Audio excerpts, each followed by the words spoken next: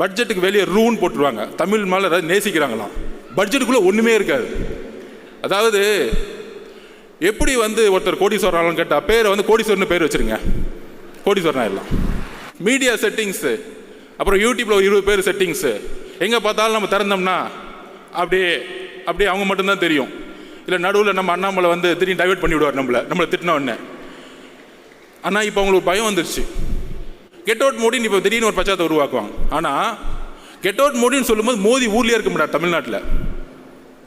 ஆனால் மோடி வரும்பொழுது அப்பாவும் பையனும் போயிட்டு வெள்ளக்கொடையை பிடிச்சிட்டு இருப்பாங்க அப்படி ஏர்போர்ட்டில். தெய்வத்தால் ஆகாதெனினும் முயற்சி தன் மெய்வருத்த கூலி தரும், பிறப்புக்கும் எல்லா உயிருக்கும். கொள்கை பரப்பு இணைச் செயலாளர் தாகிரா அவர்களே, மாநில உறுப்பினர் சேர்க்கை அணி செயலாளர் விஜயலட்சுமி அவர்களே, கொள்கை பரப்பு செயலாளர் ராஜ்மோகன் அவர்களே, தலைமை நிலை செயலாளர் திரு ராஜசேகர் அவர்களே, கழக துணை பொதுச் செயலாளர் திரு சிடிஆர் நிர்மல்குமார் அவர்களே, கழக பொருளாளர் திரு பி வெங்கட்ராமன் அவர்களே, கழக பொதுச் செயலாளர் திரு என் ஆனந்த் அவர்களே, சிறப்பு விருந்தினர் நம்மளுடைய தலைவர், நம்மளுடைய கட்சியின் குடும்பம், நம்மளுடைய முன்னோடி தாய் தந்தை அவர்களுக்கு எங்களுடைய வணக்கம்.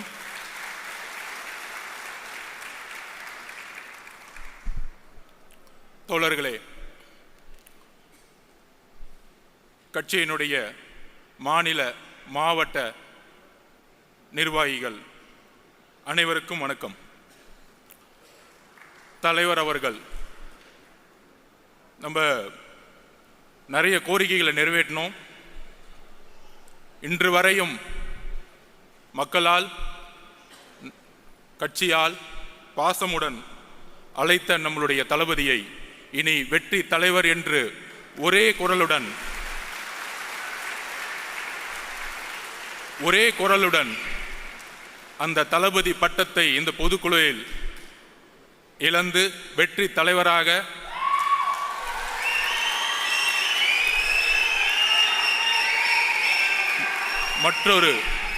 மற்றொரு தீர்மானமாக உங்கள் முன் நான் சமைக்கிறேன். ஆம் என்பவர்கள் கையை தூக்கலாம். ஆம். என்னுடைய தலைவர் அவர்களுக்கும் என்னுடைய அண்ணன் என்று சொல்லக்கூடிய விஜய் அண்ணா அவர்களுக்கும் என்னுடைய வணக்கம். இந்த அவையினுடைய பெயர் ராமச்சந்திரா. 1972 எந்த தீய சக்தியை எதிர்த்து, எந்த ஊழலை எதிர்த்து, எந்த குடும்ப ஆட்சியை எதிர்த்து ஆரம்பித்தாரோ திரு ராமச்சந்திரன் அவர்கள், அவருடைய பெயரிலிருந்து நம்மளுடைய முதல் பொதுக்குழு உதயமாகி கொண்டிருக்கிறது. என்ன ஒரு வரலாறு, என்ன ஒரு வரலாற்று இணைப்பு.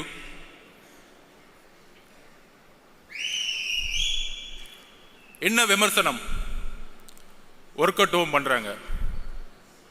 கட்சியுடைய உட்கட்டமைப்பு எந்த அளவிற்கு இந்த 2 மாதங்களில் தலைவர் அவர்களுடைய மேற்பார்வையில், இங்க இருக்கக்கூடிய எல்லாருடைய மாநில நிர்வாகிகளுடைய பார்வையில்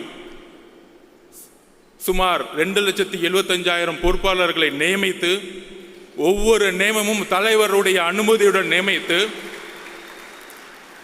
70,000 பூத் கமிட்டியில் 50,000 பூத் கமிட்டியுடைய வெரிஃபிகேஷனை முடித்து, ஒவ்வொரு நொடியும் கட்சியினுடைய உட்கட்டமைப்பில் தலைவர்களுடைய பங்கெடுப்பு அபரிமிதமானது.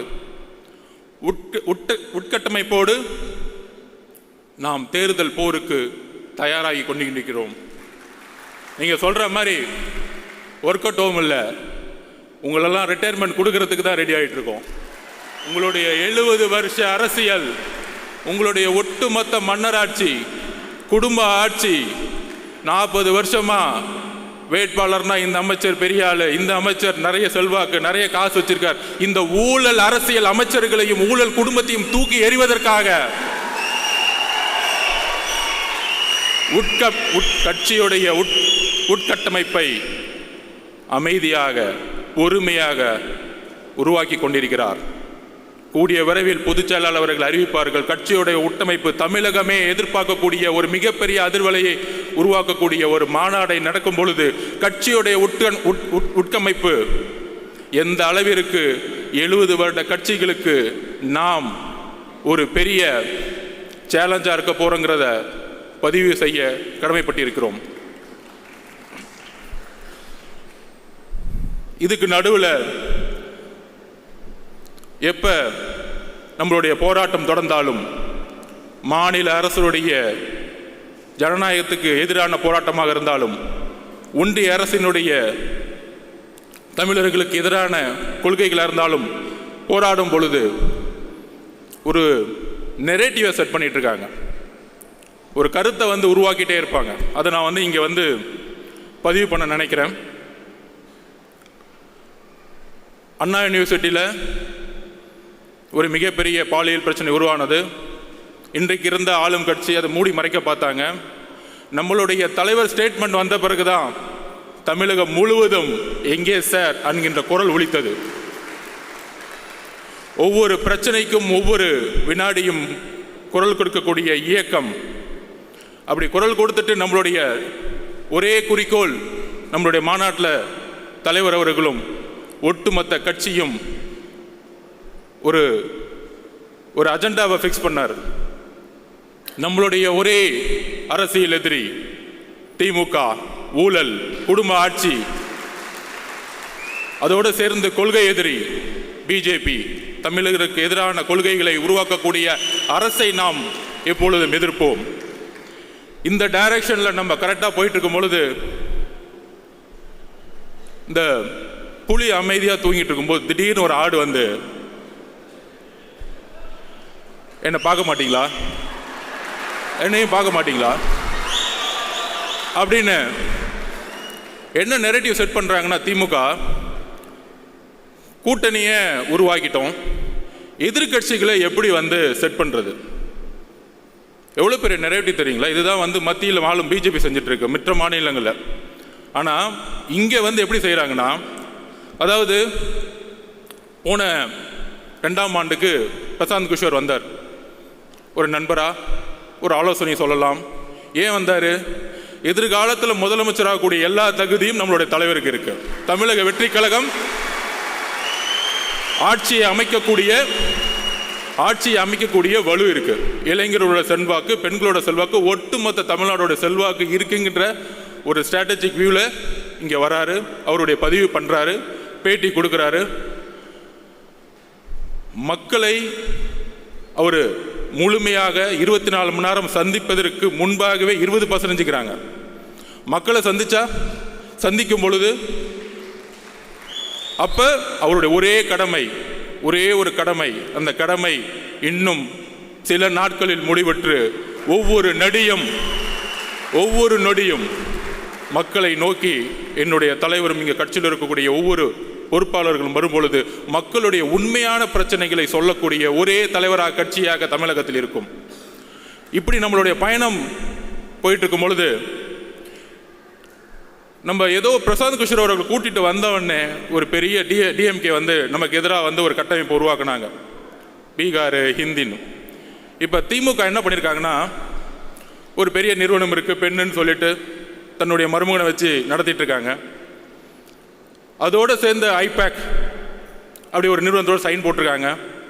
ரிஷி அவர்கள் யூபிலேருந்து வந்தவர், முழுக்க பிஜேபிக்காக ஒர்க் பண்ணவர்.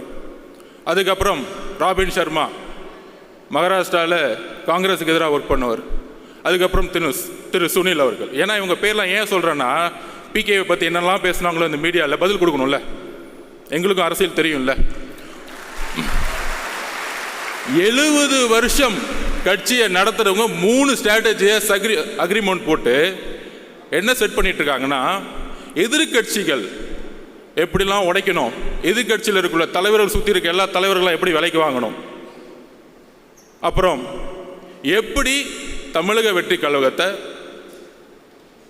எதிர்த்து நம்மளுடைய குரலை உடைக்கணும், பல பொய் பிரச்சாரங்களை எப்படி உருவாக்கணும், நமக்குள்ள பல பொய் பிரச்சனைகளாக இருக்கும், நிறைய பொய் பிரச்சாரங்களை உருவாக்குவாங்க. அப்படி செட் பண்ணப்பட்டவர் தான் திரு அண்ணாமலை அவர்கள்.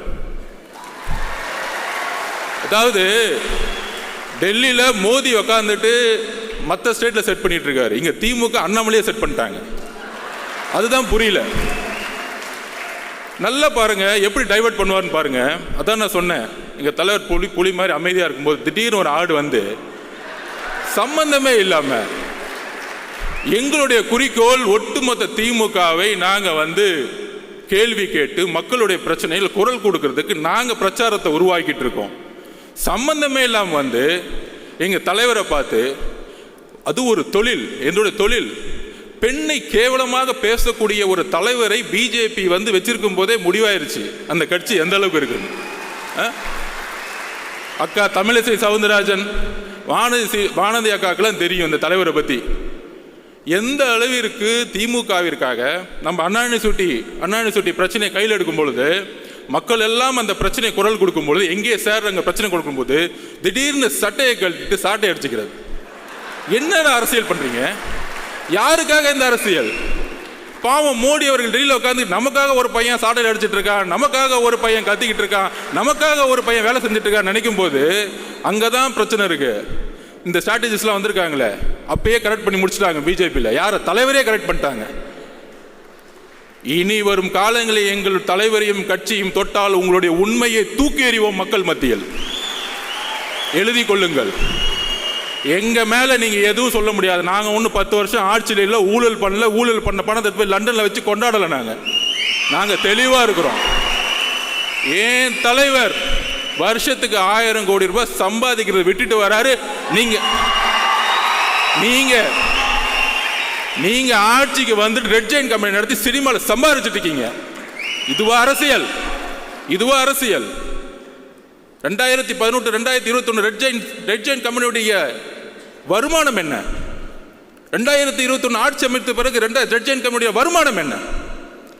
அரசியல் அதிகாரத்தை வைத்து சம்பாதிக்கக்கூடிய எந்த செயலும் ஊழல் தான்.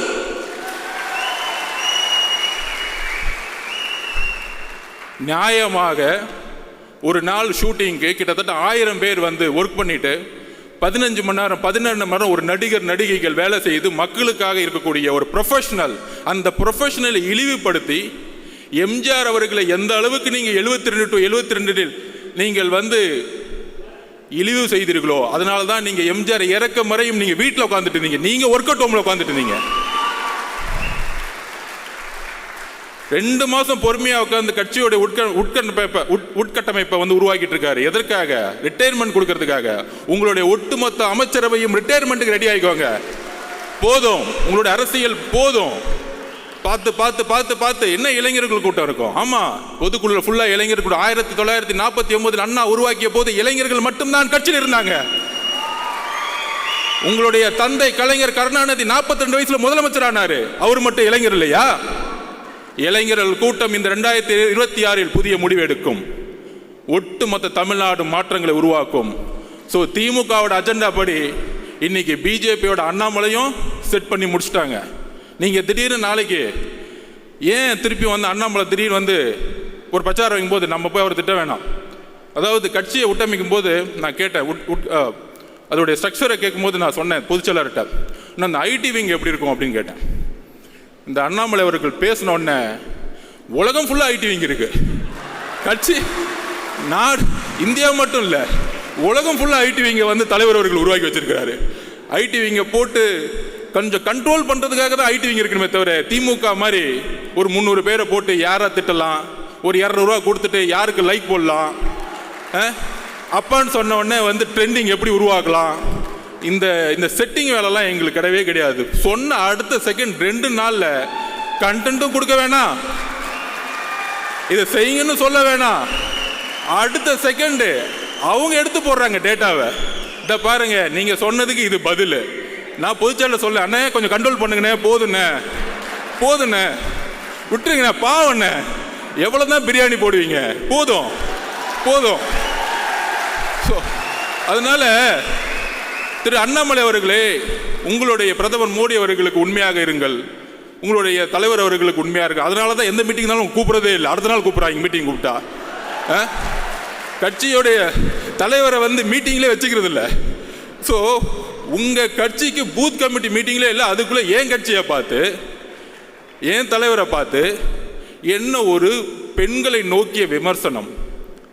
எழுதி வைத்துக் கொள்ளுங்கள், பெண்களை நோக்கிய விமர்சனம் தூக்கி எறியப்படுவார்கள் தமிழக அரசியலில். எழுதி வைத்துக் கொள்ளுங்கள்.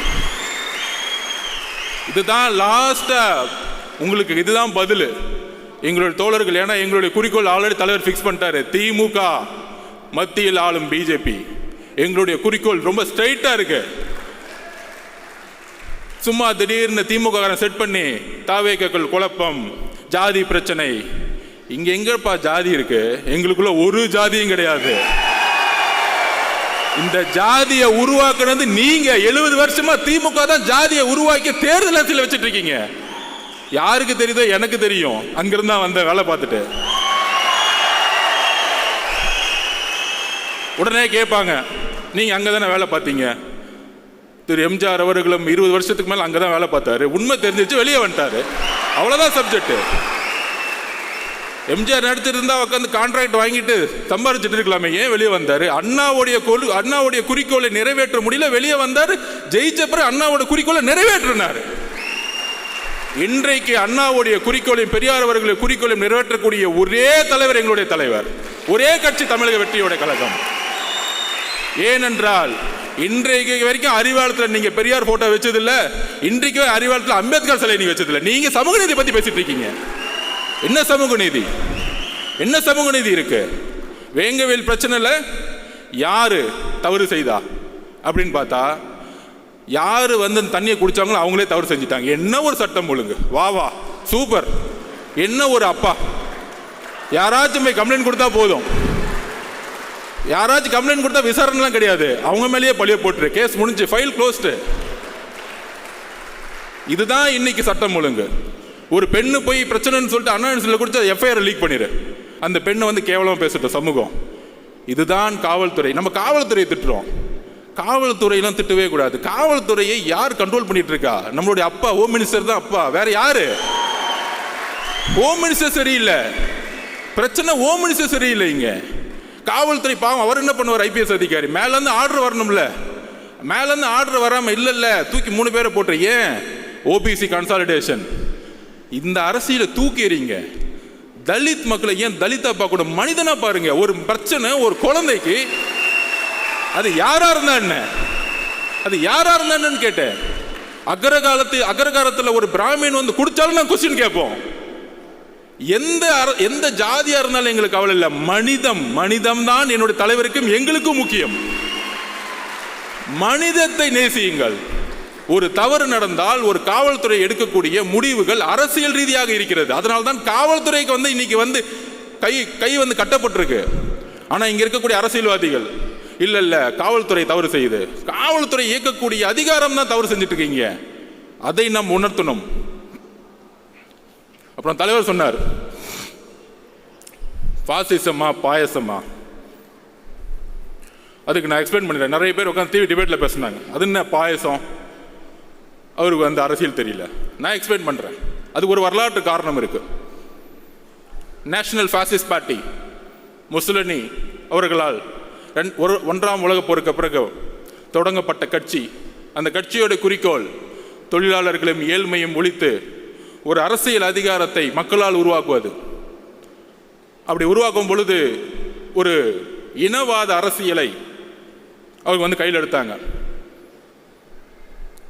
அதே இனவாத அரசியலை பிஜேபி எடுத்து தேர்தல் அரசியலை கையில் எடுக்கும் பொழுது அதற்கு தான் அதன் பெயர் பாசிசம் என்று சொன்னோம்.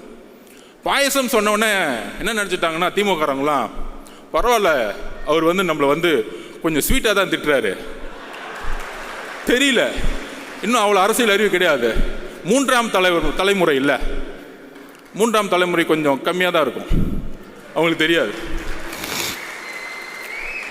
இவர்கள் எப்படின்னா பாயசம் சொல்லக்கூடாதுன்னா நாசிசம்னு சொல்லணும், அப்போதான் கொஞ்சம் புரியும். ஸ்ட்ரைட்டாக ஹிஸ்டரி புரிய வைக்கணும். நாசிசம் எப்படின்னா, பாசிசோடைய முசோலினியோடைய ஒருத்தரை பார்த்து வளர்ந்தார் அந்த காலத்தில். அவர் பேர் தான் ஹிட்லர். அவர் தான் வந்து ஃபாசிசத்தை உருவாக்குனார். National Socialist German labours party. அந்த கட்சியோட பேர் பார்த்தீங்கன்னு வச்சுக்கோங்க, சோசியலிஸ்ட், லேபர், தொழிலாளர்கள் எல்லோரும் சமம் அப்படிலாம் இருக்கும். நம்ம திமுக மாதிரி. ஆஹா எவ்வளோ அழகாக இருக்குது. அண்ணா அவர்கள் உருவாக்கி கொள்கை ரொம்ப அழகாக இருக்கும். ஆனால் 3வது தலைமுறையில் ஒன்றே ஒன்று தான், ஊழல். சும்மா பேருக்கு வந்து பேசிக்குவோம், ஜனநாயகமே இருக்காது. நம்ம சட்டசபையில் பேசுவாங்கள்ல, நம்ம ராஜ்மோகன் அவர்களை போய் நம்ம எப்படி அவையை வந்து நடத்தினார், அவரை வந்து நம்ம வந்து ஸ்பீக்கர் ஆகிடலாம். சட்டசபை பார்த்திங்கன்னா எப்படி இருக்குன்னா, எதிர்கட்சி தலைவர்கள் பேசுகிறத காமிக்கிறதே கிடையாது. வேல்முருகன் அண்ணன் பேசினா கூட காமிக்கிறது கிடையாது. ரொம்ப ஓவராக பேசுகிற உட்காரு. என்னடா ஜனநாயகம்? சட்டசபையில் பேசினா கூட ஒன்லி முதல்வர் பேசுவார், அங்கேருந்து பேப்பர் வரும், திடீர்னு முழங்குவார், கேமரா அவர் மட்டும் காமிக்கும். எதிர்கட்சி தலைவரை நான் கேட்கிறேன், எதிர்கட்சி தலைவர் சபையிலே இருக்க மாட்டார், வெளியே போயிருப்பார், அவரை பார்த்து கேட்டுட்டு இருப்பார். 10 மானிய கோரிக்கை ஒரே நாள் நிறைவேற்றப்படும். உங்க அப்பா கலைஞர் காலத்தில் கூட நிறைவேற்ற முடியல, பண்ணதில்லை. எவ்வளவு பெரிய தவறு! மானிய கோரிக்கைங்கிறது ஒவ்வொரு டிபார்ட்மெண்ட்டோடைய ஒரு உயிர் நாடி. ஒவ்வொரு நாளும் மக்கள் அந்த எதிர்கட்சி தலைவர்களும் ஒவ்வொரு உறுப்பினர்களும் ஒவ்வொரு மானியத்தை நோக்கி கல்வி மானியம் இருந்தால் உட்காந்து 2 நாள் டிபேட் பண்ணுவாங்க. ஆனால் இன்னைக்கு எப்படி பிஜேபியோடைய பாராளுமன்றம் நடக்குதோ அங்கேயாச்சும் லைவ் போடுறாங்க, இங்கே லைவும் கிடையாது. ஆனால் இங்கேருந்து எம்பிகள் போய், நம்ம அக்கா கனிமொழி அக்காலாம் போய், ஜனநாயகம் பறிக்கப்படுகிறது, ஜனநாயகம் பறிக்கப்படுங்க, பேச விடல. இங்கே என்ன நடக்குது? எல்லாரையும் பேச விடுறீங்களா? எத்தனை நாள் சட்டமன்றம் நடக்குது? மக்களுடைய குரல் வலிகளை நீங்கள் வந்து சட்டசபையில் நெருக்கணும்னு நினைக்கிறாங்க. அங்கே தான் ஜனநாயகம் இல்லை. சட்டசபையிலே ஜனநாயகம் இல்லைன்னா வீதிகளில் எப்படி ஜனநாயகம் இருக்கும்? இங்கே ஜனநாயகமே இல்லை. ஸோ நான் சொல்ல வந்தது என்னென்னா, எப்படி ஹிட்லர் முசோலினி பார்த்து வளர்ந்தாரோ அதே மாதிரி நம்மளுடைய இன்றைய திமுக, அண்ணா இருக்கும்போது திமுக வேற, கொஞ்சம் அடுத்துக்கு அப்புறம் வந்தவங்க வேற. நம்ம கலைஞர் வந்தவொடனே கொஞ்சம் குடும்ப திமுகவை மாற்றினார், ஒரு 10 குடும்பம் இருக்கும். இப்போ திமுக அப்படின்னா ஒரே குடும்பம், 10 குடும்பம்லாம் கிடையாது, எல்லாரும் கிளம்பு, எல்லாம் ஒரே குடும்பம் தான். என் பையன், அடுத்தது இன்னொருத்தர் இருக்கார், மருமகன், 2 பேர் தான். மித்த 10 குடும்பம். இதுதான் கலைஞர்கிட்ட இருந்தும் இன்னைக்கு இருக்கக்கூடிய முதல்வருக்கும் உள்ள வித்தியாசமே. அங்கே வேணாலும் நல்ல அப்பாவாக இருக்கிறார், தமிழகத்திற்கு அப்பாவாக நீங்கள் இல்லை, நீங்கள் இல்லை. கள்ளக்குறிச்சியில் 70 பேர் இறந்தாங்க. 70 பேர் இறக்கும் பொழுது நீங்கள் அங்கே போகல. ஏன் போல? எதுக்கு போல? கள்ளக்குறிச்சியில் இறந்தவொடனே ஐஏஎஸ் மாத்துறாங்க, ஐபிஎஸ் மாத்துறாங்க. ஒரு வார்டு கவுன்சிலருக்கு நம்ம ஒரு வீடு கட்டினா வந்து நிற்கிறாரு, எனக்கு ஏன்னா கமிஷன் கொடுக்க மாட்டேங்கிற வீடு கட்டுறேன்னு. அப்போ இவ்வளோ பெரிய கலாச்சாரம் காய்ச்சற உங்களுக்கு அந்த துறையோட அமைச்சருக்கு ஒன்றும் தெரியாதான், அங்கே இருக்க எம்எல்ஏக்கு ஒன்றும் தெரியாதான், கவுன்சிலருக்கு ஒன்றும் தெரியாதான், ஐஏஎஸ் ஆஃபீஸரை மட்டும் சஸ்பெண்ட். என்ன ஒரு அரசியல்? விசாரணை கமிஷன் என்ன ஆச்சு? 70 பேர் இறந்தாங்க, என்ன ஆச்சு? எல்லாம் க்ளோஸ், ஃபைல் க்ளோஸ். தமிழக மக்கள் மறந்துடுவாங்க, நம்ம 1000 ரூபா கொடுத்துட்டா போதும். அப்புறம் சொல்கிற மாதிரி டக்குன்னு வந்து பட்ஜெட்டுக்கு அப்புறம் இன்னைக்கு பார்த்தீங்கன்னு வச்சுக்கோங்க, பட்ஜெட்டுக்கு வெளியே ரூன் போட்டுருவாங்க. தமிழ் மேலே ஏதாவது நேசிக்கிறாங்களாம், பட்ஜெட்டுக்குள்ளே ஒன்றுமே இருக்காது. அதாவது எப்படி வந்து ஒருத்தர் கோடீஸ்வரன் கேட்டால் பேரை வந்து கோடீஸ்வரன் பேர் வச்சுருங்க, கோடீஸ்வரன் ஆயிடலாம். அந்த மாதிரி தான் ரூன்னு போட்டுட்டாங்க. பட்ஜெட் வந்து சிறந்து விளங்கிருச்சு. 5 லட்சம் கோடி லோனு, எல்லா லோனையும் மறைச்சாச்சு, ஆனால் வளர்ந்துருச்சு. ஸோ இந்த மாதிரி பொய் மீடியா செட்டிங்ஸு, அப்புறம் யூடியூப்பில் ஒரு 20 பேர் செட்டிங்ஸு, எங்கே பார்த்தாலும் நம்ம திறந்தோம்னா அப்படியே அவங்க மட்டும்தான் தெரியும். இல்லை நடுவில் நம்ம அண்ணாமலை வந்து திடீர்னு டைவெர்ட் பண்ணி விடுவார் நம்மளை திட்டின உடனே. ஆனால் இப்போ அவங்களுக்கு பயம் வந்துருச்சு, என்னப்பா நம்மளை கொஸ்டின் கேட்குறதுக்கெலாம் ஆளே கிடையாது, இத்தனை நாள் வரைக்கும் ஒருத்தர் வந்துட்டார், இவர் எப்படிப்பா அடக்கிறது? இவர் மக்கள் பயணத்தில் வரும் பொழுது பேரதிர்வுகளை ஏற்படுத்தும். அவர் கேட்கக்கூடிய ஒவ்வொரு கேள்வியும் மக்கள் மனசில் இருக்கக்கூடிய கேள்வி கேட்கக்கூடிய சிந்தனைகளா மாறும். இதை தான் பயப்படுறோம். அதனால தான் தமிழக வெற்றி கழகத்தின் மீது கடுமையான எதிர்ப்புகளும், ஆளுங்கட்சி, எதிர்கட்சி, ஒன்றிய கட்சி, எல்லா கட்சி எதிரி. நீங்க யார் கூட சேர்ந்தாலும் சரி, சிங்கிளா மெஜாரிட்டியோட எங்களால் ஜெயிக்க முடியும். அதுக்கு சொல்லுவாங்க நிறைய அரசியல் புலிகள், தரவுகள் பார்த்தீங்கன்னா, இல்லை இவ்வளோ பர்சன்டேஜ் தான் இருக்குது, எவ்வளோ பர்சன்டேஜ் தான் இருக்குது. அப்படிலாம் செட் பண்ணிவிட்டு டிஎம்கேக்கு ஃபேவராக வந்து எல்லாம் க்ளீனாக பேசிகிட்டு இருப்பாங்க. எந்த அளவுக்கு வந்து நடிப்புனா, கெட் அவுட் மோடின்னு ஒரு பிரச்சாரத்தை உருவாக்குவாங்க திமுக. எல்லா ஊடகவியலாருக்கும் நான் பதிவு பண்ணுறேன். நமக்கு வந்து பார்த்தா தெரியும், நம்மளாம் ஒன்றிய அரசு பயங்கரமாக திமுக தான் இதுக்கு தமிழ்நாட்டில் வந்து ஒன்றிய அரசை பிஜேபி எதிர்க்கக்கூடிய ஒரே கட்சி அப்படிங்கிற ஒரு பிரச்சாரத்தை தவிர இந்த 3 எலெக்ஷன் வேறு எந்த அஜெண்டாவும் அவங்களுக்கு கிடையாது. எலெக்ஷனில் ஜெயிக்கிறதுக்கு மட்டும்தான் பிஜேபியை வந்து அவங்க வந்து எதிர்க்கக்கூடிய ஒரு விஷயம். கெட் அவுட் மோடின்னு இப்போ திடீர்னு ஒரு பிரச்சாரத்தை உருவாக்குவாங்க. ஆனால் கெட் அவுட் மோடின்னு சொல்லும்போது மோடி ஊர்லேயே இருக்க முடியாது தமிழ்நாட்டில்.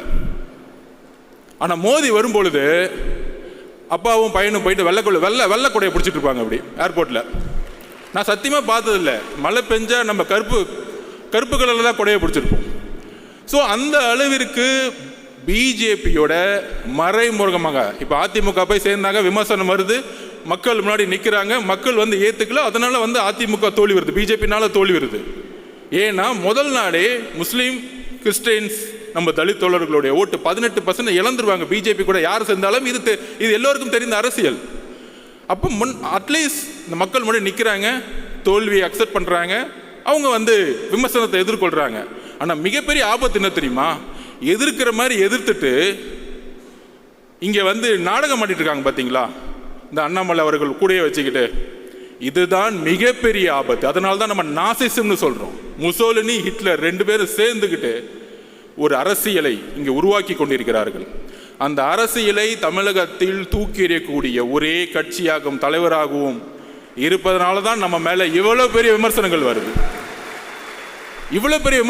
அதை நம்ம புரிஞ்சுக்கணும். ஏன்னா இங்கே இருக்க கட்சியில் இருக்கக்கூடிய ஒவ்வொரு நிர்வாகிகளும் அடுத்த 13 மாதங்கள் தேர்தல் பிரச்சாரத்தில் நாம் ஒன்று சேர போகிறோம். உங்களுக்கு கீழே இருக்கக்கூடிய 70,000 பூத் மெம்பர்ஸ் நீங்கள் தான். இந்த வேர்கள் தான் நம்மளை வந்து சென்ட் ஜார்ஜ் கோட்டையில் தலைவர் அவர்களை உட்கார வைக்க போகுது. இங்கே இருக்கக்கூடிய ஒவ்வொரு நிர்வாகிகளும் கடுமையான போராட்டத்திற்கு நம்ம வந்து மனசு வச்சுக்கணும். கண்டிப்பாக எஃப்ஐஆர் போடுவாங்க, மிரட்டுவாங்க, போராட்டம் நடத்தினா அலோவ் பண்ண மாட்டாங்க. அதையும் மீறி இவங்க சொல்கிறாங்களே, இவர் வந்து களத்துக்கு வர மாட்டேங்கிறாரு, போராட்டம் பண்ண மாட்டேங்கிறாரு. என்ன போராட்டம் பண்ணிட்டு இருக்கீங்க? போராட்டம்னா என்ன பண்ணிட்டு இருக்கீங்க? கமிஷனர்கிட்ட பர்மிஷன் வாங்கி ஒரு இடத்துல போர்டு வச்சுக்கிட்டு 6 மணிக்கு மேலே என்னை ஏன் விடலன்னு கேட்குறதா போராட்டம்? இதுவா போராட்டம்? என்ன போராட்டம் தமிழகம் கண்டது? முதலில் சட்ட சீர்திருத்தத்தை, அரசியலமைப்புடைய சட்ட சீர்திருத்தத்தை, ஃபர்ஸ்ட் அமெண்ட்மெண்ட்டை உருவாக்கியது தமிழ்நாடு. இத்தனைக்கும் அன்றைக்கு வந்து அண்ணா அவர்களும் பெரியார் அவர்களும் எந்த அரசியலிலும் முதலமைச்சராக கிடையாது, அதிகாரத்தில் கிடையாது. சமூக நீதிக்காக உருவாக்கிய தமிழ்நாடு. அதுதான் போராட்டம். ஜெயபிரகாஷ் நாராயணன் எமர்ஜென்சிக்கு எதிராக 1977 உருவாக்கினாரே மிகப்பெரிய மக்கள் போராட்டம். அதுதான் போராட்டம். பர்மிஷன் வாங்கி 6 மணிக்கு போர்டு வச்சுட்டு, அதுதான் தலைவர் சொன்னார். என்ன சார் போராட்டம் பண்ணுறாங்க, நடிக்கிறாங்க எல்லாம். மக்கள் முன்னாடி, மீடியா முன்னாடி நின்றுட்டு போர்டை பிடிச்சிட்டு அன்றைக்கி டீலிமிடேஷன் நடந்துட்டு இருக்கும்போது அண்ணாமலை அவர்கள் போராட்டம் பண்ணிட்டு இருக்காரு. எங்கன்னா வீட்டுக்கு வெளியே நின்றுக்கிட்டு. ஏன்னா ரோட்டுக்கு போனால் தூக்கிட்டு போயிடுவாங்க, ஃப்ளைட்டு மிஸ் ஆகிடும். என்ன போராட்டம் இதெல்லாம்? நீங்கள் என்ன பார்த்து போராட்டம் தெரியுமா? வெயிட் பண்ணுங்க, இன்னும் 2 மாதம் போராட்டம்னா என்னன்னு காமிக்கிறோம். உண்மையான போராட்டத்தை எங்கள் தலைவர் தமிழகத்திற்கு அண்ணாவுக்கு காமிப்பார், ஜெயபிரகாஷ் நாராயண வழியில் காமிப்பார். உண்மையான போராட்டம் என்ன? நாங்கள் உண்மையாக மக்களுக்காக போராட்டத்தை உருவாக்கி கொண்டிருக்கிறோம். நாங்கள் அதை தெளிவாக இருக்கிறோம். நடிக்கணும்னு அவர் சொல்றதா எப்பயுமே நம்ம உண்மையாக இருப்போம். ஒரே குறிக்கோள் தான், மக்கள்கிட்ட உண்மையாக இருப்போம், சமநிலையாக இருப்போம். அதை நிர்வாகக்கூடிய ஒரே கழகம் இன்றைக்கு. எல்லாம் காம்ப்ரமைஸே கிடையாது, எல்லா கட்சியும் காம்ப்ரமைஸு. ஒன்று மணி, ஒன்று ஊழல், ஒன்று குடும்பம், சொல்றதுக்கு ஒன்றுமே இல்லை. விமர்சிக்க வேணாம். இனிமேட்டு நம்மளுடைய உரிமை, நம்மளுடைய கடமையை நோக்கி நம்ம போவோம், மக்கள்கிட்ட போவோம். அதுக்கான போராட்ட களத்தை தலைவர் அவர்கள் கட்சியுடைய கட்டமைப்போடு உருவாக்கி கொண்டிருக்கிறார். அதை நாம் நம்புவோம். எல்லாரும் சொல்ற மாதிரி தலைவர்கிட்ட இன்னைக்கு வந்து ஒரு அதிகாரம் கொடுத்துட்டோம். கூட்டணி எதுவாக இருந்தாலும் தலைவர் கையில் நம்ம அதிகாரத்தை கொடுத்துட்டோம். அவருக்கு தெரியும் மக்களோட வழியில் நல்ல முடிவு எடுப்பார். அந்த முடிவு 2026 மாற்றத்தை உருவாக்கும்.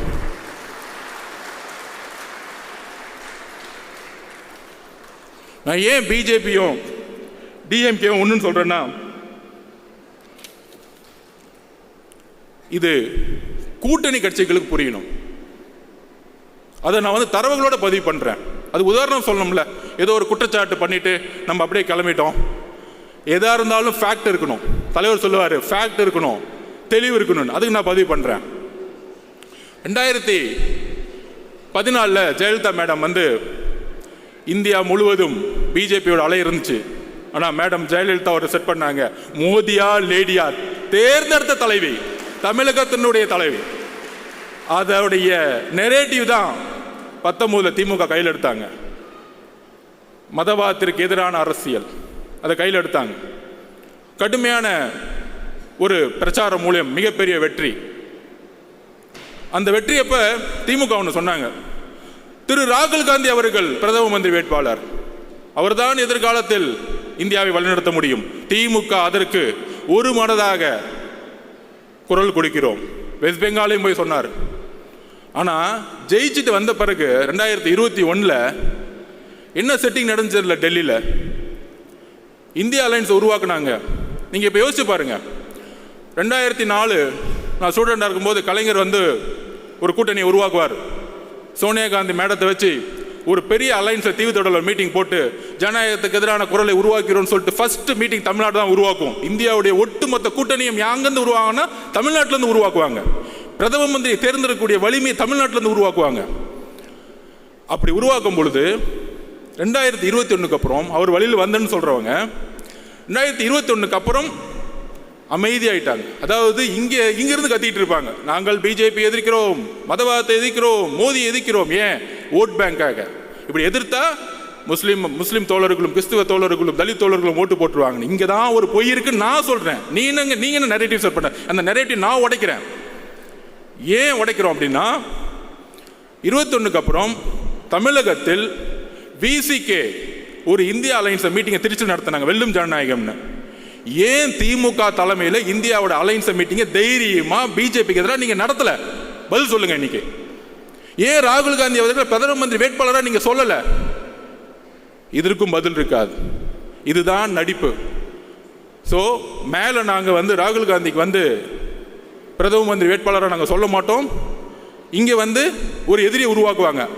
பிஜேபி, அண்ணாமலை, கேமரா டெய்லியும் பார்த்தீங்கன்னா அண்ணாமலை சுற்றி இருக்கும், திமுகவை சுற்றி இருக்கும். திமுகவை எதிர்க்கக்கூடியவங்க யாரு? 5% இருக்கக்கூடிய பிஜேபி. இன்னொரு மித்த கட்சியெல்லாம் அமைதி பண்ணிட்டாங்க. அக்கா சொல்கிறாங்க 4% மேலே தாண்டாது அப்படின்னு. ஸோ அக்கா சொல்கிறத கேட்டுக்கலாம். அப்போ டெய்லி மீடியாவில் என்ன தெரியும்? இவர் கத்துவார், இவங்க பதில் கொடுப்பாங்க. திடீர்னு இருமொழிகள் அண்ணா சொன்னார் ஒரே தட்டி, தமிழகத்தில் இருமொழி கொள்கை எப்பொழுதும் இருக்கும், அதுவரை நான் ஆட்சி செய்து கொண்டிருக்கிறேன். இதை நீங்க காப்பாற்றல, அண்ணா உருவாக்கிட்டாரு. டீலிமிட்டேஷன் ப்ரோக்ராம் கொண்டு வருவாங்க, உடனே பிஜேபி ஏற்று நிற்கும், ஆமான்னு சொல்ல இவங்க எது நிற்கும். இந்த அரசியலை நம்ம கண்ணு முன்னாடி மீடியா செட்டிங்கோட பார்க்கவே வச்சுட்டு இருக்காங்க. அப்போ என்ன நினைப்போம்? ஓகே, மதவாதத்தை எதிர்க்கிறதுக்கு இன்னைக்கு திமுக மட்டும்தான் இருக்கு. ஸோ மதவாதத்தை இருக்கக்கூடிய கூட்டணி கட்சிகள் இன்றைக்கு இருக்கக்கூடிய திமுக செய்யக்கூடிய ஊழல், அமைச்சர்கள் செய்யக்கூடிய ஊழல், குடும்பம் செய்யக்கூடிய ஊழல், பாலிசியோடைய ஃபெயிலியர்ஸ், தலித் மக்களுடைய எதிர்ப்பு, ஜாதி அரசியல், இதெல்லாம் ஓரமாக வச்சுக்கிட்டு டெய்லியும் மீட்டிங்கில் மதவாத அரசியலை நாங்கள் மதவாத அரசியல் தமிழகத்தில் நம்ம தூக்கி எறிஞ்சிட்டோம். 4 எலெக்ஷன் தோத்துட்டாங்க. வரக்கூடிய 2026 தேர்தல் உங்களுடைய ஊழல் ஆட்சியை எப்படி எம்ஜிஆர் அவர்கள் தீய சக்தியை தூக்கி எறிந்து ஊழலற்ற ஆட்சி உருவாக்கணும்னு நினைச்சாரோ அந்த குறிக்கோளை இன்றைக்கு கூட்டணி கட்சிகள் இழப்பதனால் என்ன பிரச்சனை வரும்னு சொல்லிடுறேன். மக்களுடைய அன்றாட பிரச்சனையை இழந்திருக்கக்கூடிய கட்சிகள் தன்னுடைய இருப்பிடத்தை இழக்கும் பொழுது இங்கு பிஜேபி வளரக்கூடிய சூழ்நிலையை திமுக உருவாக்கி கொண்டிருக்கிறது. அது ஒரே ஒரு உதாரணம் சொல்லிடுறேன். திரு வைகோ அவர்கள் சிறந்த பேச்சாளர், தமிழ் தேசியத்துக்காக மிகப்பெரிய பேசுவார். ஆனால் கூட்டணி கட்சியை எப்படி ஹேண்டில் பண்ணாங்க? 2021 நம்ம தலைவர் சொன்னார், அதிகார பகிர்வு. ஏன்? எல்லோரும் சமமாக நினைக்கக்கூடிய சிந்தனை இருப்பதனால் அதிகார பகிர்வுன்னு சொன்னார். வேற எதுவும் கிடையாது. நம்ம கூட வரவங்க எல்லாருக்கும் அதிகாரம் கொடுக்கணும். அதிகாரம் கொடுக்கும் பொழுது அந்த அதிகாரம் பரவலாக்கும் பொழுது மக்களுடைய முன்னேற்றம் இருக்கும். திரு வைகோ அவர்களை எப்படி காலி பண்ணாங்க தெரியுமா? 6 தொகுதி கொடுத்துட்டு டிஎம்கே சிம்பிள் நிற்க வச்சுட்டாங்க. இன்னைக்கு வைகோ அவர்களுக்கு சட்டசபையில் மெம்பர்ஸே கிடையாது. கடைசியில் அவருடைய மகன் ஒரு அமைச்சர் முன்னாடி கண் கலங்கி அழுகுறார், நான் சொந்த சிம்பிள் தான் நிற்பேன் அப்படின்னு. இதுதான் உங்களுடைய கூட்டணியுடைய அடக்குமுறை, இதுதான் சர்வாதிகாரம், இதுதான் நாசிசம், இதுதான் ஹிட்லர். ஜனநாயகம் பேசிக்கொண்டு ஹிட்லர் எப்படி ஆட்சியை பிடித்த பிறகு ஒரு டிக்டேட்டர்ஷிப்பை அரசை உருவாக்கினாரோ, ஜனநாயகத்தை பேசி ஆட்சிக்கு வந்தவுடன் வெறும் பிஜேபி எதிர்ப்பு என்ற ஒற்றை காரணத்தை வைத்து நீங்கள் தொடர்ந்து 3 தேர்தல்கள் வென்று கொண்டு அதை உடைக்கக்கூடிய ஒரே சக்தி எங்களுடைய கட்சி தலைவரும் தாவைக்காவும் தான். அதற்கான பயம்தான் எங்கள் மீது பலதரப்பட்ட விமர்சனங்கள். அந்த நாடகத்தன்மையோட நான் ஒரு கொஸ்டின் கேட்கிறேன் கூட்டணி கட்சிகளுக்கு. தமிழகத்தினுடைய பிரச்சனைகளை ஏன் குரல் கொடுக்க கூட்டணி கட்சிகள் இன்று அமைதியாக இருக்கிறது? அமைதியாக இருக்கும் பொழுது மக்களுடைய உணர்வு எப்படி வெஸ்ட் பெங்காலில் கம்யூனிஸ்ட் தோழர்கள் அமைதியாக இருக்கும் பொழுது எப்படி பிஜேபி 2ஆம் இடத்துக்கு வந்ததோ, அதே போல திமுக பிஜேபி வளர்க்கறதுக்கான எல்லா வேலைகளையும் செய்து கொண்டிருக்கிறது. டெல்லியில் மேலே செட்டிங் பண்ணிக்கிட்டு இங்கே எதிர்க்கிற மாதிரி எதிர்க்கிறது. ஏன்னா அவங்களுக்கு முதலமைச்சர் ஆகணும், தான் பையனை உட்கார வைக்கணும், அவ்வளோதான் அஜெண்டா, வேற ஒன்றும் கிடையாது. டீலிமிட்டேஷன் மீட்டிங் நடத்தினாங்களே, பாவம் முதலமைச்சர்கள்லாம் வந்துட்டாங்க. அண்ணா அக்கா வழிமொழிறாங்க, தம்பி பேசுறாரு, அப்பா பேசுறாரு. என்ன குடும்ப மீட்டிங்? பேசாம ஒரு பர்த்டே ஃபங்க்ஷன் வச்சிடலாமே. டீலிமிஷன் மீட்டிங்கா இல்லை பிறந்த நாள் விழாவாது? ஸோ அந்த அளவிற்கு அரசியலை எந்த அளவிற்கு மக்கள் முன்னாடியும் தன்னுடைய மீடியாவுடைய பலத்தினாலும் நாங்கள் தான் ஒரு டிக்டேட்டர்ஷிப், நாங்கள் தான் ஜனநாயகவாதிகள் சொல்லக்கூடிய ஒரு போலி ஜனநாயகவாதிகள், தன்னுடைய ஊழலை மறைப்பதற்கான போலி ஜனநாயகவாதிகள். எப்படி நான் காங்கிரஸை பார்த்து கேட்டணும், ஏன் 2024 ராகுல் காந்தி அவர்களை பிரதம மந்திரியாக நீங்கள் முன்னிலைப்படுத்தவில்லை? தமிழக காங்கிரஸ் தொண்டர்கள் இதை யோசிக்க வேண்டும். மேல இருக்கிற 1-2 பேரை செட் பண்ணிட்டு அது வல்ல காங்கிரஸ். தமிழக காங்கிரஸ் உடைய தொண்டர்களுடைய உணர்வு காமராஜ் ஆட்சியை உருவாக்க வேண்டும். இதை ஏன் செய்யவில்லை? காங்கிரஸ் தொண்டர்கள் இதை கேள்வி கேட்க வேண்டும். அதற்கப்புறம் நம்ம சிபிஐ, சிபிஎம், கம்யூனிஸ்ட் தோழர்கள் என்ன ஒரு அடக்குமுறை. சாம்சங் தொழிலாளர்கள் போராட்டம், அண்ணா சவுந்தரராஜன் அரெஸ்ட் பண்றாங்க. யாரு? கூட்டணி கட்சியில் இருக்கக்கூடிய ஒரு தோழரை அரெஸ்ட் பண்றாங்க. டாஸ்மார்க்ல பூட்டு போடும்போது எஃப்ஐஆர் போடுறாங்க, ஆனா கேட்கறது இல்லை. அதுதான் சிபிஐ தோழர்களிடம் நான் கேட்கிறேன், கம்யூனிஸ்ட் தோழர்களிடம் கேட்கிறேன், ஏன் நீங்கள் குரல் கொடுக்க மாட்டேங்கிறீர்கள்? எதற்காக கேட்டா பிஜேபி வந்துடும். பிஜேபியை மக்கள் தொடை தெரிந்து விட்டார்கள். அதை நாம் நம்புவோம், அதை நாம் நம்புவோம். மக்களுக்கான உண்மையான அதிகாரத்தை உருவாக்கக்கூடிய அரசியலை உருவாக்குவோம். நாங்க ஏன் உங்களை விமர்சிக்க மாட்டேங்கிறோம்னா, நீங்க 40 வருஷமா மக்களுக்காக போராடி போராடி தியாகம் பண்ண தலைவர்களாக நாங்க வந்து உங்களுக்காக பேசிட்டு இருக்கோம். எங்களுடைய எதிர்ப்பு ஊழல்வாதிகளுக்காக. ஓ, இதுக்காக கூட்டணிக்காக அர்ஜுன் பேசுறாரு. நோ, பிஜேபி உள்ள விடாம இருக்குன்னா விசிகே இருக்கணும், கம்யூனிஸ்ட் இருக்கணும், காங்கிரஸ் இருக்கணும். நாங்கள் உண்மையாக முழக்கமிடுகிறோம். அரெஸ்ட் பண்ணிட்டு ஜனநாயகத்தை குரலை உடைச்சிட்டு அதில் அமைச்சரை மீட்டிங்கில் அமைச்சர் பேசுறாரு. தஞ்சாவூரில் தான் இருக்கிறார் இண்டஸ்ட்ரி, அவர் ஒரு பண்ணையார். 10 மணி நேரம் மீட்டிங் போகுது. மீடியாவில் பேசுறது பாருங்க, எவ்வளோ பெரிய அவமானம் கூட்டணி கட்சிகளுக்கு. 10 மணி நேரம் மீட்டிங் பேசுறாரு. மீட்டிங் முடிச்சுட்டு வெளியே வந்தோடனே அந்த அமைச்சர் சொல்றாரு, நாங்கள் 10 மணி நேரம் பேசிட்டு இருக்கோம், இவங்க எதுக்காக வந்து பேசிட்டே இருக்காங்கன்னு தெரியல. டேய் அறிவு கட்டவங்களே, அவங்க என்ன கேட்குறாங்க? தொழிற்சங்கம் உருவாக்க வேண்டும். ஏன் உருவாக்கணும்? தமிழகத்தில் 53% சர்வீஸ் இண்டஸ்ட்ரி, சேவைத்துறை, 34% உற்பத்தி துறை, 13% வேளாண்மை துறை.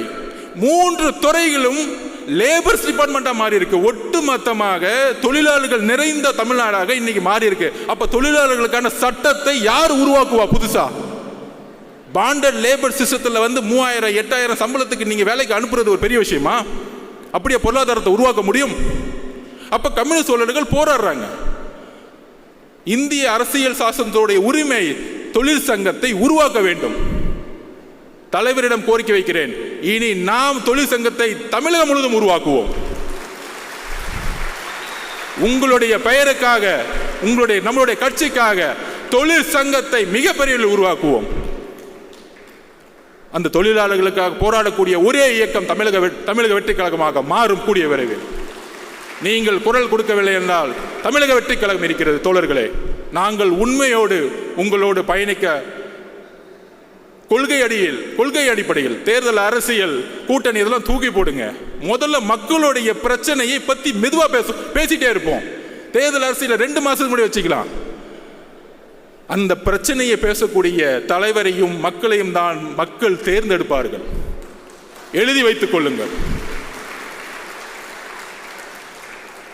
அடுத்தது நம்ம மனிதநேய மக்கள் கட்சி ஜவஹர் அண்ணன் ஆட்சி வரத்துக்கு முன்னாடி கோயம்புத்தூர் இருக்க முஸ்லிம்ஸ்கள் விடுவிக்கப்படுவார்கள் மனித நேயத்தின் அடிப்படையில். ஆட்சி வந்த பிறகு சுப்ரீம் கோர்ட்டில் அவங்கெல்லாம் வெளியே விட்டா சமூக நல்லிணத்துக்கு பிரச்சனை ஏற்படுத்திடும். யார் பண்ணுறது? தமிழக அரசு. அதுக்கு அடுத்த வாரமே திமுக மேடையில் திமுக உறுதி கொடுத்த மாதிரி முஸ்லீம் தோழர்களை வெளியே அமைச்சிருவோம். என்ன ஒரு நடிப்பு, என்ன ஒரு முரண்! இந்த முரண்களை ஏன் இன்னும் கொஸ்டின் கேட்காம இருக்கிறோம்? இந்த முரண்களை நம்ம கேள்வி எழுப்பணும். தோழர்கள் இங்கே இருக்கக்கூடிய ஒவ்வொரு மாவட்டத்திலும் போது நம்மளுடைய முஸ்லீம் தோழர்களை பார்க்கும் பொழுது கேள்வி கேட்கணும். நம்ம இப்தார் விருது நடத்துகிறோம், தலைவர் வந்துட்டார், உடனே திமுகவில் இருந்து நமக்கு தெரியும் யார் யார் வச்சுலாம் திட்டுவாங்கன்னு. திட்டுனா தைரியமாக திட்டுங்க, அதனால் பின்னாடி வந்து திட்டுறது 10 பேரை வச்சுக்கிட்டு அந்த பயம் இருக்கட்டும் எங்கள் தலைவரை பார்த்து. அவ்வளோதான் சொல்லுவேன் நான். ஏற்கனவே ஒருத்தர் ஏற்கனவே நம்ம தலைவர் அண்ணாமலை திட்டி 2 நாள் நல்லா வாங்கி கட்டிக்கிட்டார். எங்கள் உலகம் முழுச ஃபோனை திறந்தா ஃபோனை பார்க்கும்போது தான் திட்டிட்டு இருக்காங்க. அவரை ஃபோனை பார்க்கவே முடியல. இதுதான் எங்களுடைய ஐடிவிங்க. நீங்கள் ஐடிவிங்க உருவாக்கிங்க, உலகம் முழுசும் ஆல்ரெடி உருவாகி கிடக்கு. அப்போ எந்த அளவிற்கு ஒரு இப்தார் விருந்தில் ஒரு நாள் 4 மணிலிருந்து நம்மளுடைய முஸ்லீம் தோழர்கள் மாதிரியே நோன்பு இருந்து தலைவர் வந்து அதோடைய முறைப்படி அவர்களுடைய ஒரு நோம்பில் பங்கெடுத்துக்குன்னு வரும்பொழுது அடுத்து முடிஞ்சான விமர்சனம், இது ஆயிடுச்சு அப்படி ஆயிடுச்சு, அடுத்த நாள் போலீஸ் கம்ப்ளைண்ட்டு. என்ன ஒரு திமுகக்கு என்ன பயம்? நாங்கள் பாட்டிக்கு ஒரு விருது முடிச்சுட்டு நாங்கள் பாட்டிக்கு எங்களுடைய கட்சி வேலையை பார்த்துட்டு இருக்கும்போது அப்போ நான் ஒரு கொஸ்டின் கேட்குறேன்.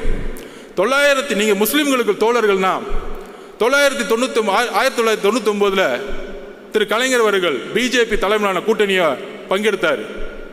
குறைந்தபட்ச செயல் திட்டம் உருவாக்கணும்.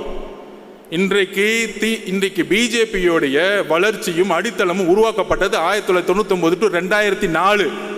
அதில் பங்கெடுத்த முக்கியமான பார்ட்னர் டிஎம்கே. நாங்கள் பேசலாமா அவங்க அரசியல? அதில் அன்னைக்கு 2001 காலகட்டங்களில் முஸ்லீம் தோழர்கள் கோத்ராவில் வந்து மிகப்பெரிய இழப்பு இருக்கும் பொழுது ஏன் நீங்கள் ரிசைன் பண்ணல? முஸ்லீம் தோழர்கள் 2000 பேர் இறந்துட்டாங்க, இந்த கூட்டணியிலிருந்து நாங்கள் வெளியே வரோம், ஏன் கேட்கல? ஏன் வெளியே வரல? ஏன்னா 10 அமைச்சர்கள் அங்கே ஃபுல் கட்டிங், டெய்லி மணி, கரப்ஷன், பணம், அதிகாரம். இந்த முஸ்லீமுடைய தோழமை, கிறிஸ்துவ தோழமை எல்லாம் தலைவர் சொன்ன மாதிரி கபட நாடகம், நாடகத்தோடைய கட்டமைப்பு. எங்களுடைய தலைவரும் கட்சியும் உணர்வு பூர்வமாக 234 தொகுதியிலும் இன்னைக்கு நோன்பு இருந்துகிட்டு இருக்காங்க. அதுக்கான அழைப்பை கொடுத்துட்டு இருக்காங்க. நாங்கள் உண்மையாக இருக்கிறோம் மக்களிடம். எங்களுடன் பிரிவு கிடையாது, மதத்தின் பால் பிரிவு கிடையாது, ஜாதியின் பால் பிரிவு கிடையாது, பாலின பால் பிரிவு கிடையாது. நாங்கள் எல்லாம் ஒரே மக்கள் என்கின்ற ஒரு குரல் தமிழகத்தில் தலைவர் மூலம் நாங்கள் ஒலித்துக் கொண்டிருக்கிறோம். அப்புறம் நம்ம விசிக அண்ணனுக்கு ஒரு கேள்வி. வேங்கவேல் பிரச்சனைக்கு ஏன் திருமாவளவன் போல? யாரு தடுத்து நிப்பாட்டினா? எந்த அதிகார சக்தி தடுத்து நிப்பாட்டினாங்க? எங்களுடைய தலைவர் விகடன் மேடையில் ஒட்டுமொத்த கிராம மக்களையும் அழைத்து அவருடைய பிரச்சனைகளை கேட்டு அவர்களுக்கான மரியாதை கொடுத்த அடுத்த மாதத்தில் காவல்துறை என்ன ஒரு கேவலமான செயல்! விகடன் பத்திரிகையில் அவர் பேட்டி கொடுத்திருப்பாங்க. அந்த 3 பேர் கைது செய்தவங்க, நாங்கள் மழை தண்ணி குடிக்கும் பொழுது கூட எங்களுக்கு இந்த அவமானம் இல்லை, ஆனால் நாங்கள் தான் அந்த தண்ணியை கலந்தோன்னு சொல்லக்கூடிய அவமானம், நாங்கள் தற்கொலையே பண்ணிக்கலான்னு சொல்லக்கூடிய வேதனையை அந்த பேட்டியில் நம்ம பார்த்தோம். உடனே ஒரு கேள்வி, நீங்கள் வேங்கவேல் போல போவார், சொல்யூஷன் கொடுக்க போவார், உங்களை மாதிரி கேமராவில் பார்த்துட்டு கட்டி பிடிச்சிட்டு போக வரல. நிரந்தர முடிவு என்ன? இந்த பிரச்சனைக்கு நிரந்தர முடிவு என்ன? நிரந்தர முடிவு அங்க இருக்க அரசியல் அதிகார சக்தியை கைது செய்யணும், இதுக்கான காரணமானவர்களை. அப்ப தலித் பிரச்சனைகள் எவ்வளவு பிரச்சனைகள் இங்க போயிட்டு இருக்கு. கொடி ஏற்ற முடியல, ஒவ்வொரு நாளும் ஒவ்வொரு பிரச்சனை. பொருளாதாரம் வந்துச்சுன்னா மலத்தை கலக்கிறது, படிச்சா வாயில வெட்டுறது, பைக் ஓட்டினா கையை வெட்டுறது, காவல்துறை வேடிக்கை பார்த்துட்டு இருக்கோம். இதுக்கு எல்லாம் காரணம் உள்துறை அமைச்சர். கூட்டணி கட்சி தயவு செய்து பேசுங்க. உங்களுடைய மேஜர் பார்ட்னர் விசிக்கு ஏன் அமைதியாக்கப்படுது? அண்ணா, உங்கள் மீது எங்களுக்கு மரியாதை இருக்கிறது. நீங்கள் தான் 40 வருடமாக குரல் கொடுத்தீர்கள். இன்றைக்கு நாங்கள் குரல் கொடுத்துக் கொண்டிருக்கிறோம். உங்களுடைய உழைப்பையும் உங்களுடைய பயணத்தையும் நாங்கள் இழிவுபடுத்தவில்லை. ஆனால் திமுக என்கின்ற ஒரு கட்சி உங்களை ஒட்டுமொத்தமாக வைகோ அவர்களை எப்படி கூட இருந்தே கட்சியை க்ளோஸ் பண்ணாங்களோ அதே மாதிரி விசிகேவை நீ க்ளோஸ் பண்ண வச்சுட்டு இருக்காங்க. எப்படி மோதி கூட சேரவங்கலாம் காலி பண்ணுவாரோ அதே தான் எக்ஸாம்பிள். இவர் தான் கூட இறங்குவங்கெல்லாம் கட்சியை கலைச்சிட்டு எல்லா கட்சி 2ஆம் கட்ட தலைவர்களும் எல்லாம் வாங்க, இப்படி பின்னாடி வாங்க, எல்லாம் சீட்டு கொடுத்துருவோம். கடைசியில் 6 தொகுதி திமுக சிம்பிள் நில்லு. திமுக சிம்பிள் நின்னா நாங்கள் எதுக்குடா கட்சி ஆரம்பிக்கணும்?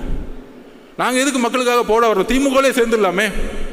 அப்போ எந்த அளவிற்கு ஜனநாயகத்தை இங்கே கேள்விக்குறியாக்கி பிஜேபியோட வழியில் இணைந்து இன்னைக்கு ஒரு அரசியலை உருவாக்கி கொண்டிருக்கிறார்கள். இதுதான் தமிழக மக்கள் விழிப்புணர்ச்சியோடு இனி சிந்திக்க வேண்டும். நம்மளுடைய தோழர்கள் இதை சிந்திக்க வேண்டும். நமக்குள்ள ஒரு ஒற்றுமை இருக்கணும். திடீர்னு அண்ணன் 4 பேர் பேசிட்டு இருப்பாங்க ஏதோ மைக்கில், பொதுச் செயலாளர்கள் ஆனந்த் அண்ணன் அவர் வந்து ஜாதியை பார்க்குறாரு, அப்பாயின்மெண்ட் வந்து இப்படி போட்டாங்க. இதெல்லாம் திமுக ஏற்படுத்தக்கூடிய கட்டமைப்பு, பொய் கட்டமைப்பு. எப்படி ஹிட்லர் அவர்கள் கோயபிள்ஸை உருவாக்கினாரோ அதே மாதிரி இங்கே 20-30 கோயபிள்ஸை உருவாக்கி யூடியூப்ல பேசிட்டு இருப்பாங்க, டிவியில் பேசிட்டு இருப்பாங்க. இந்த கோயபிள்ஸை உடைக்கிறதுக்கு 2ஆம் உலக போர் அப்போ தெரியும். இந்த பக்கம் பிரிட்டிஷ் சண்டை போட்டுருப்பாங்க, இந்த பக்கம் ஹிட்லர் முசோலினி சண்டை போட்டுருப்பாங்க. ஆனால் அமைதியாக ஒரு சக்தி இருக்கும், அதுதான் அமெரிக்கா. அமைதியாக கட்டமைப்பை உருவாக்கி ஒரு நியூக்ளியர் வெப்பனை ரெடி பண்ணி அமைதியாக பார்த்துட்டே இருப்பாங்க. திடீர்னு வந்து ஜப்பான் மேலே ஒரு நியூக்ளியர் வெப்பனை போடுவாங்க, அதோட வார் க்ளோஸ்ட். இன்னைக்கு உலகத்தோடைய நம்பர் 1 அமெரிக்கா. பிரிட்டிஷும் கிடையாது, ஜெர்மனும் கிடையாது, பிரான்ஸும் கிடையாது. அந்த நியூக்ளியர் வெப்பன் தான் எங்களுடைய தலைவர். அமைதியா இருக்கிறன்னா ஒரு பெரிய செயல் திட்டம் உருவாகிட்டு இருக்கு. நீங்க ரிட்டையர்மெண்ட்டுக்கு ரெடி ஆகிட்டு இருக்கீங்க, அடுத்து சிறை போறதுக்கு ரெடி ஆகிட்டு இருக்கீங்க. காவல்துறை எப்படி கிளீன் பண்ணணும், பொதுப்பணித்துறை எப்படி கிளீன் பண்ணணும், பெண்களுக்கான பாதுகாப்பை எப்படி உருவாக்கணும், இந்த தலித் மக்களுக்கான பாதுகாப்பை எப்படி உருவாக்கணும், முஸ்லிம் தோழர்களுக்கும் கிறிஸ்துவ தோழர்களுக்கும் பாதுகாப்பு மட்டுமல்ல வளர்ச்சியை எப்படி உருவாக்கணும். இந்த பாதுகாப்பு வார்த்தையெல்லாம் விடுங்க, உண்மையான வளர்ச்சி. எத்தனை முஸ்லிம்ஸ்கள் இன்னைக்கு வந்து தலித் மக்கள் வந்து இன்னைக்கு வந்து ஒரு பிசினஸ் மேனா இருக்கிறாங்க, எத்தனை பேர் இருக்கிறாங்க பொருளாதாரத்தில் உயர்ந்து. இதுதான் 70 வருஷமா இவன் கட்டமைக்கக்கூடிய வளர்ச்சி. இவங்க சொல்லுவாங்க ஜாதி 100, உடனே பேசுவாங்க ஜாதி 1000 வருஷமா இருக்கு, இதை உடனே எப்படி ஒழிக்க சொல்லலாம் திமுக பார்த்து. அதே காலகட்டத்தில் நம்பூதிரிபாடு அவர்கள் அரசியலை மாற்றினார். காங்கிரஸ் இல்லாத முதலமைச்சர், அதற்கப்புறம் அண்ணா. நம்பூதிரிபாடு அவர்களால் உருவாக்கிய கம்யூனிஸ்ட் கட்சி இன்றைக்கு ஜாதியின் கட்டமைப்பில் உருவாக்கிய தேர்தல் அரசியலை ஒழிச்சிருக்கு. இன்னைக்கு கம்யூனிஸ்ட் பார்ட்டி இன்னைக்கு கேரளாவில் ஒழிச்சிருக்கிறாங்க. தோழர்னு சொல்லக்கூடிய 20 வயசு பெண்ணை கூட இன்னைக்கு எம்எல்ஏ ஆக்குறாங்க, மினிஸ்டர் ஆக்குறாங்க. ஆனா தமிழகத்தில் நடந்துட்டு இருக்கா? பேசிக்குவாங்க, அங்க யாருப்பா இருக்கிறா? அங்க 60% நம்பால் தான்ப்பா இருக்கிறாங்க.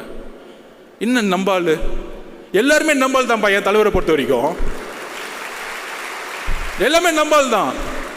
தோழர்களே, தலைவருடைய குறிக்கோள் இங்க இருக்கக்கூடிய எல்லோரையும் ஒரே, இங்க ஆதவ அர்ஜுனாவும் சரி, அர்ஜுனாவும் ஆனந்தனும் சரி, எல்லோரும் ஒரே குரல் தான், ஒரே பார்வை தான். நமக்குள்ள அந்த ஒற்றுமை இருக்கு. அதிகாரம்லாம் கிடையாது. என்னுடைய வேலையை நான் செஞ்சுட்டு இருக்கேன். இங்கே ஒவ்வொருத்தரும் அவருடைய வேலையை நாம் இணைப்பின் மூலம் உருவாக்கும் பொழுது மிகப்பெரிய அரசியல் சக்தியை உருவாக்கும். இதுதான் அண்ணா வலியுறுத்தினார். அண்ணா அப்படிதான் ஜெயிச்சார்.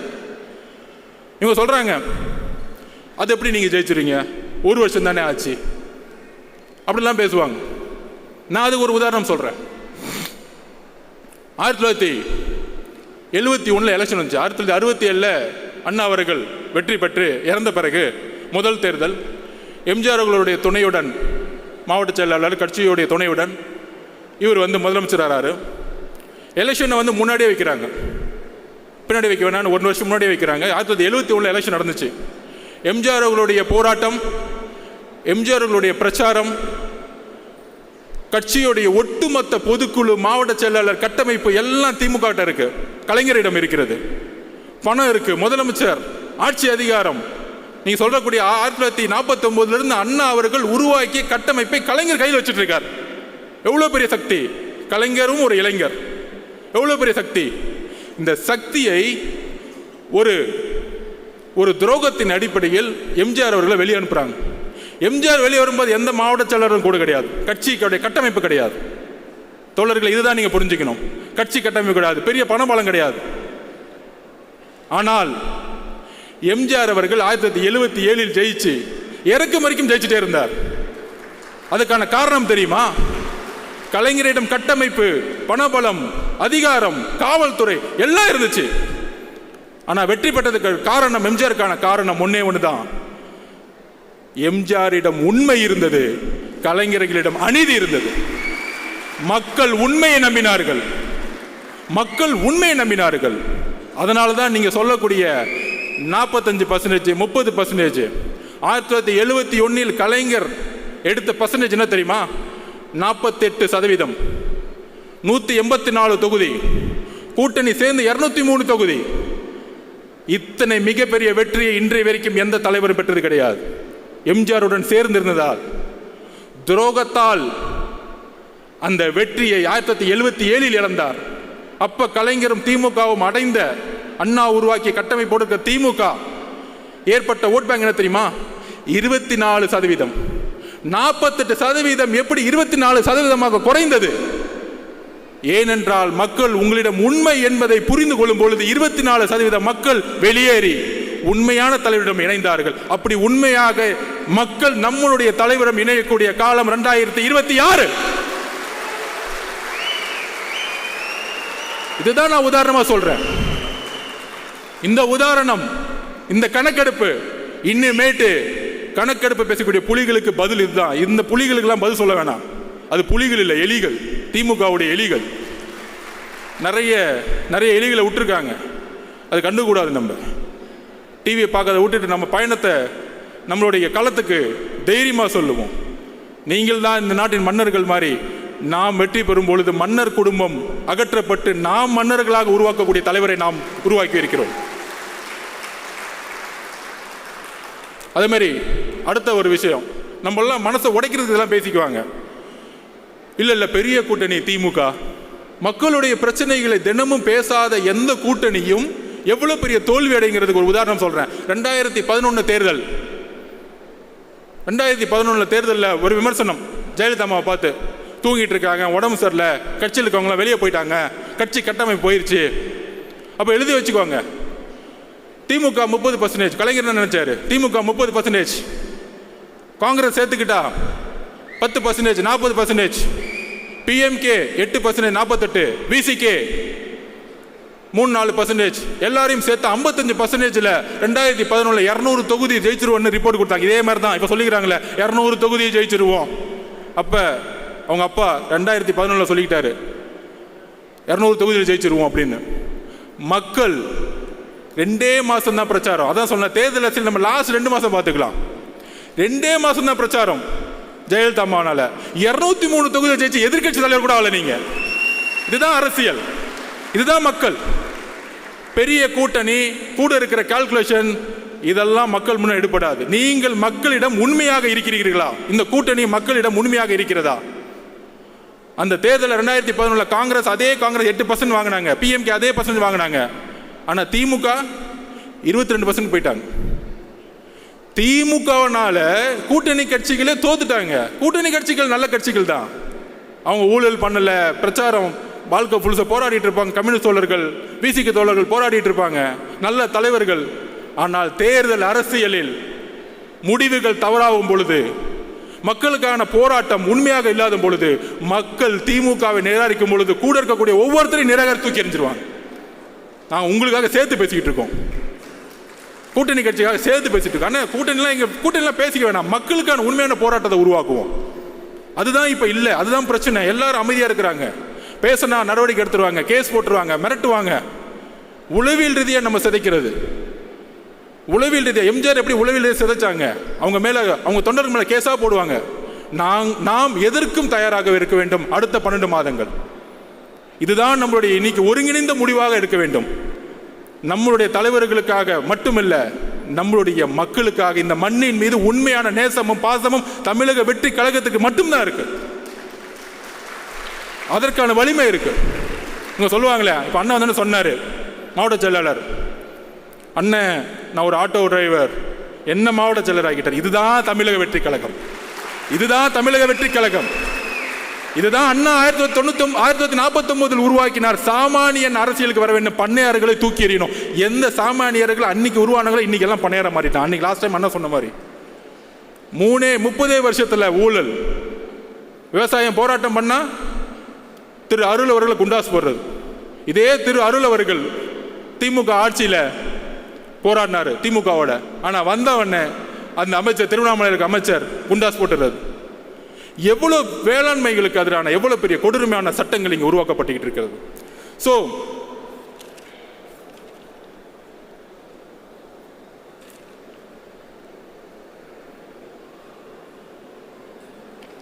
விமர்சனம்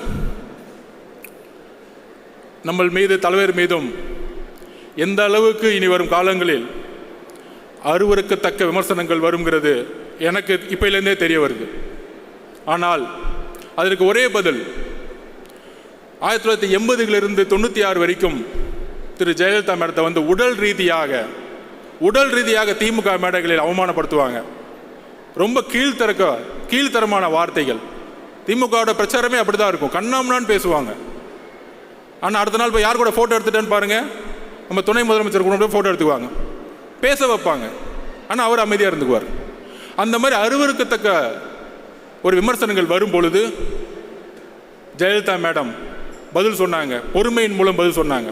2014 234 தொகுதி தனியாக ஜெயிச்சு காமிச்சாங்க, தனியாக நின்று ஜெயிச்சு காமிச்சாங்க.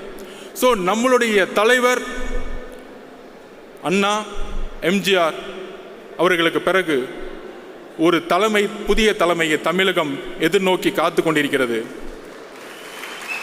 நமக்கான அரசியல் சூழ்நிலை உருவாக்கி கொண்டிருக்கிறது.